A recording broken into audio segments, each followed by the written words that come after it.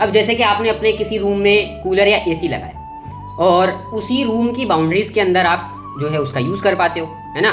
जैसे for example ये पूरा रूम है, अगर मैंने यहाँ पर एसी या कूलर लगा रखा है तो जब मैं पावर ऑन करूँगा तो ये इस एरिया में हवा रहेगी, वो यहाँ की हवा बहुत दूर कहीं तो पहुँचेगी नहीं। अब ये जो हवा है ये तेज़ भी हो सकती है, धीरे भी हो सकती है, पर एक पॉइंट से दूसरे पॉइंट पे, दूसरे पॉइंट से इस पॉइंट पे ये इसी एरिया में घूमती रहेगी। तो ये इसका स्कोप ऑफ एरिया हो गया, ठीक है।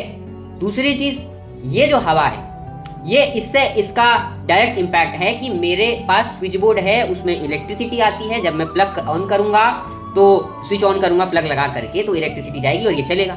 लेकिन रूम में अगर इलेक्ट्रिसिटी नहीं हो तो ये कूलर कितना भी अच्छा हो, वो रूम को ठंडा कर ही नहीं सकता, क्योंकि हवा दे ही नहीं सकता, है ना।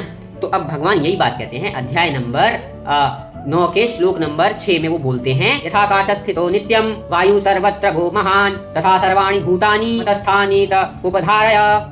अर्थात कि जो आकाश है उसमें चलने वाली जितनी भी हवा है वो आकाश की ही हवा है और आकाश के ही पूरे बाउंड्री के अंदर रहती है। अब पृथ्वी पर जितना भी आकाश का एरिया है उतने पे वो रहती है, या एटमॉस्फेयर में जितना भी आकाश है, आप ऊपर देखो जितना बड़ा आकाश है उस आकाश में ही रहती है वो, और उस आकाश में वो जो हवा है वो उस आकाश की वजह से ही एग्जिस्ट करती है, ठीक है।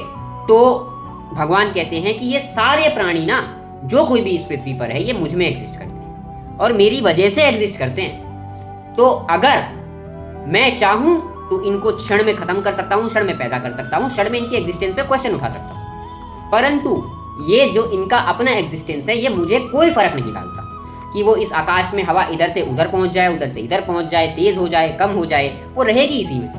तो यही बात इंसानों पे भी लागू होती है और हर उस पदार्थ पे लागू होती है जो भगवान ने बनाया।